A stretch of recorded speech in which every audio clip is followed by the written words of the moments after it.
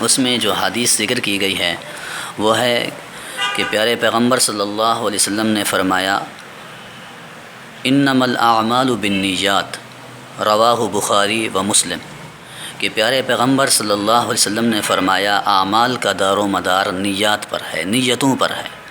یعنی بندہ جو عمل کرے گا، جس نیت سے کرے گا، اس کا اجر، اس کا ثواب، اس کا گناہ اسی نیت کے ساتھ ہوگا۔ مثلاً اگر ایک آدمی کوئی کام کر رہا ہے، کوئی مباح کام ہے، ایک عام سا کام ہے، مثلاً اس نے راستے میں سے کوئی لکڑی، کوئی کانٹا، کوئی پتھر وغیرہ ہٹایا ہے، لیکن اس نے ارادہ یہ کیا ہے کہ کسی کو تکلیف نہ پہنچ جائے، تو اس پر اجر ملے گا۔ لیکن اگر اس نے یہ ہٹایا کہ دیکھو میرے استاذ، میرے شیخ، فلاں آدمی دیکھیں گے تو نیک سمجھیں گے، تو پھر اس کا وہی یعنی نتیجہ نکلے گا جو اس نے نیت کی ہے۔ اور اس کے علاوہ آگے ایک دعا لکھی ہوئی ہے کہ جب نفس یا دشمن سے مغلوب ہونے لگے آدمی تو اس وقت یہ دعا پڑھے، ربی انی مغلوب فانتصر۔ یہ قرآنی دعا ہے، یہ کثرت سے پڑھنی چاہیے، اس میں کوئی تعداد وغیرہ کا ذکر نہیں ہے۔ بہرحال جب یہ خطرہ محسوس ہو کہ میں دشمن سے مغلوب ہو رہا ہوں یا اپنے نفس سے مغلوب ہو رہا ہوں کہ میرا نفس مجھ پر غالب آ رہا ہے، تو اس وقت اس دعا کا زیادہ سے زیادہ اہتمام کیا جائے۔ آگے آتے ہیں ہم عقائد پر، تو سب سے پہلے لکھا ہوا ہے ایمان کا شرعی معنی۔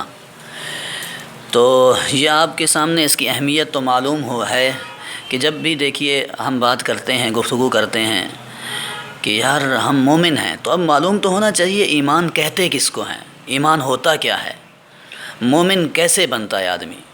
تو اس کی تعریف کی گئی ہے، فرمایا کہ ایمان کا شرعی معنی ہے نبی کریم صلی اللہ علیہ وسلم سے دین کی جو بات قطعی طور پر ثابت ہے اسے دل و جان سے تسلیم کرنا۔ یہ نہیں ہے کہ اوپر سے تو مانتا ہے دل سے نہیں مانتا، ایسی بات نہ ہو، بلکہ وہ دل و جان سے اس کو قبول کرے، مانے۔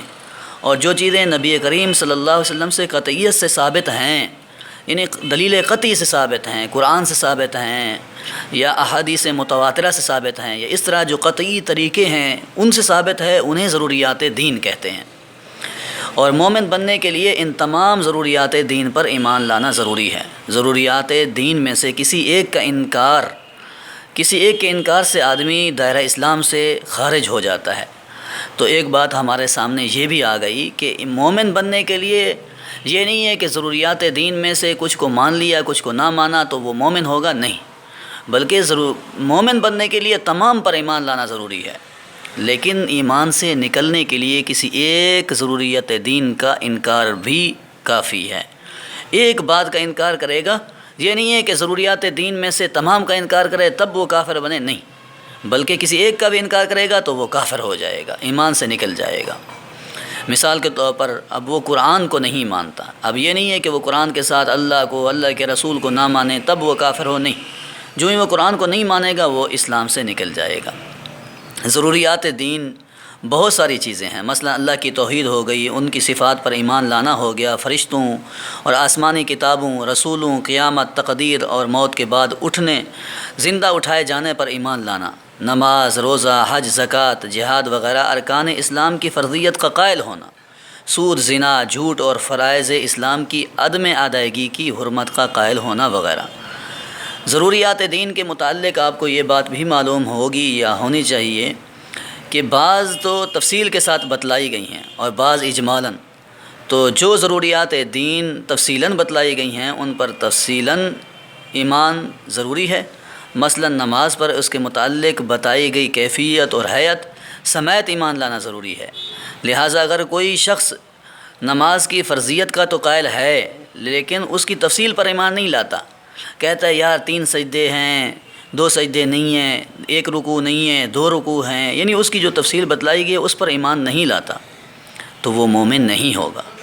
اور اسی طرح جو باتیں ضروریات دین کی بتائی گئی ہیں لیکن اجمالاً، مثلا بتایا گیا ہے کہ فرشتے ہیں، تو اب ان پر ضروری نہیں ہے کہ کتنے بڑے ہیں، کیسے ہیں، کیا ہے، یہ وہ، اس ضروری نہیں ہے، بس جتنا بتایا گیا ہے اس پر ایمان لانا ضروری ہے۔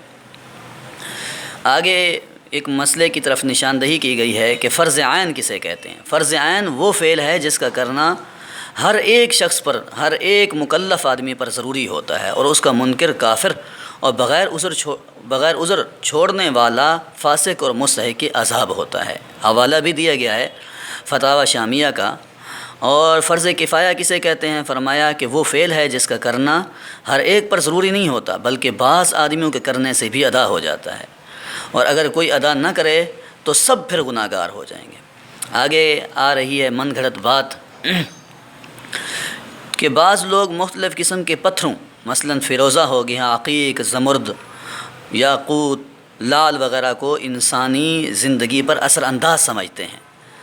یہ بھی نو یعنی ستاروں کے اثرات کے عقیدہ سے ملتی جلتی بات ہے، جس سے شریعت میں منع کیا گیا ہے۔ شرعی اعتبار سے پتھر انسانی زندگی پر اثر انداز نہیں ہوتے، کسی بھی خاص قسم کے پتھر سے انسان مبارک یا نامبارک نہیں ہوتا۔